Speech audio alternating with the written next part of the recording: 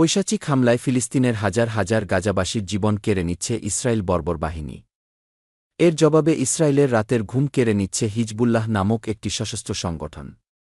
আজ এই হিজবুল্লাহ সম্পর্কে অজানা সব তথ্য আপনাদের সামনে তুলে ধরব। আরবি শব্দ হিজবুল্লাহ অর্থ আল্লাহর দল। হিজবুল্লাহ হল লেবানন ভিত্তিক ইসলামপন্থী একটি রাজনৈতিক দল ও সশস্ত্র সংগঠন। সশস্ত্র এই সংগঠনটি শিয়া ইসলামপন্থীদের নিয়ে গঠিত।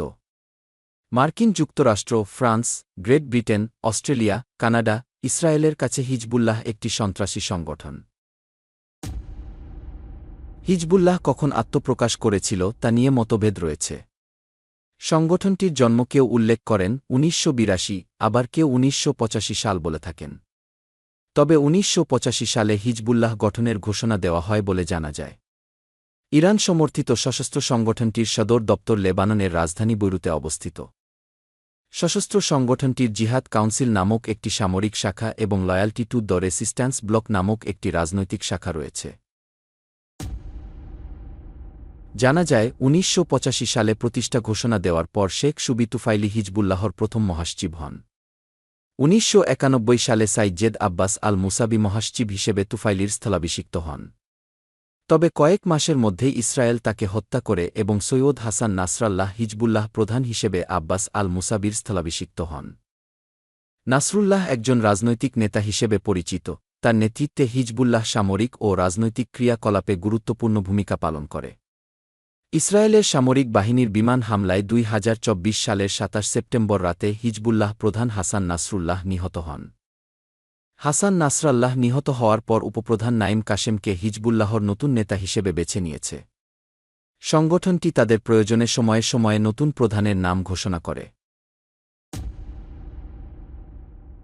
লেবাননের শিয়া রাজনৈতিক ও সামরিক সংগঠন হিজবুল্লাহ মার্কিন যুক্তরাষ্ট্র, ইসরায়েল ও ইহুদিদের বিরুদ্ধে তাদের সাংগঠনিক স্লোগান গ্রহণ করে।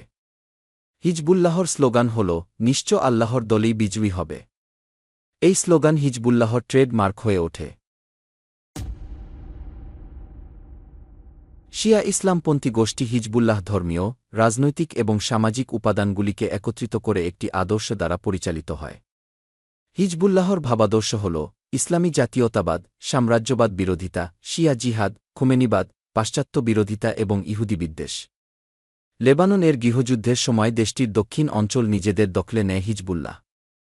১৯৯২ সাল থেকেই দেশটির জাতীয় নির্বাচনে অংশ নিয়ে আসছে সংগঠনটি। লেবাননের প্রথম সারির রাজনৈতিক দল হিসেবেও এদের বিবেচনা করা হয়। হলুদের উপরে সবুজ বর্ণের হিজবুল্লাহর লোগো এবং লাল বা সবুজ রঙে আরবি লেখা। পতাকাটিতে কুফিক লিপিতে আরবি শব্দ হিজবুল্লাহ চিত্রিত করা হয়েছে।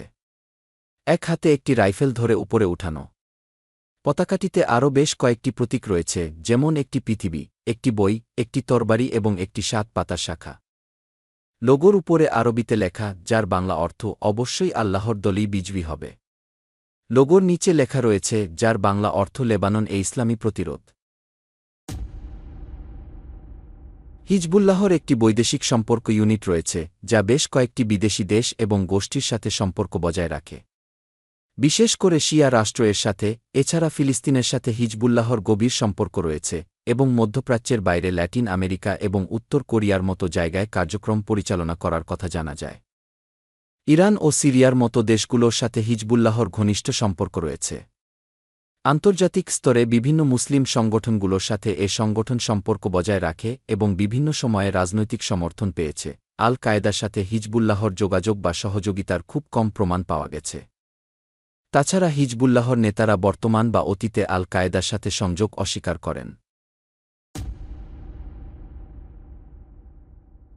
জানা যায়, হিজবুল্লাহর অর্থ আসে লেবানন এর ব্যবসায়িক গোষ্ঠী, ব্যক্তি, ব্যবসায়ী, আফ্রিকান হীরা অনুসন্ধানে জড়িত লেবানন এর প্রবাসী, অন্যান্য ইসলামী গোষ্ঠী এবং শিয়া লেবাননবাসীদের দ্বারা প্রদত্ত কর থেকে। হিজবুল্লাহ বলে, তাদের আয়ের প্রধান উৎস আসে তাদের নিজস্ব বিনিয়োগ এবং মুসলমানদের অনুদান থেকে। হিজবুল্লাহ প্রথমত ইসরায়েলের বিরুদ্ধে প্রতিরোধ গড়ে তোলার লক্ষ্যে গঠিত হয়েছিল। তাছাড়া হিজবুল্লাহ বিভিন্ন কার্যক্রম পরিচালনা করে থাকে। লেবানন এর গৃহযুদ্ধের সময় দেশটির দক্ষিণ অঞ্চল নিজেদের দখলে নেয় হিজবুল্লাহ। 1992 সাল থেকেই দেশটির জাতীয় নির্বাচনে অংশ নিয়ে আসছে সংগঠনটি। লেবানন এর প্রথম সারির রাজনৈতিক দল হিসেবেও এদের বিবেচনা করা হয়। এটি লেবানন এর দক্ষিণ অঞ্চলে ইসরায়েলি বাহিনীর বিরুদ্ধে সশস্ত্র লড়াই চালিয়েছে এবং 2000 সালে ইসরায়েলের সেনা প্রত্যাহারের মাধ্যমে সফলতা অর্জন করে।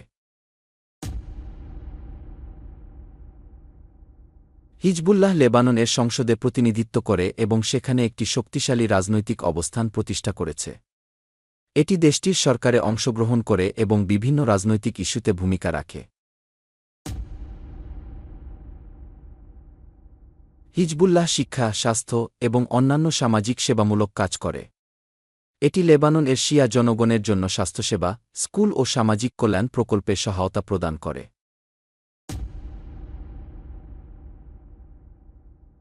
হিজবুল্লাহ ধর্মীয় মূলনীতির ভিত্তিতে কাজ করে এবং জিহাদকে কেন্দ্র করে বিভিন্ন কর্মকাণ্ড পরিচালনা করে। এটি শিয়াদের মধ্যে ধর্মীয় শিক্ষা প্রচার এবং ইসলামের দৃষ্টিকোণ থেকে রাজনৈতিক ও সামাজিক সমস্যা মোকাবেলার লক্ষ্যে কাজ করে।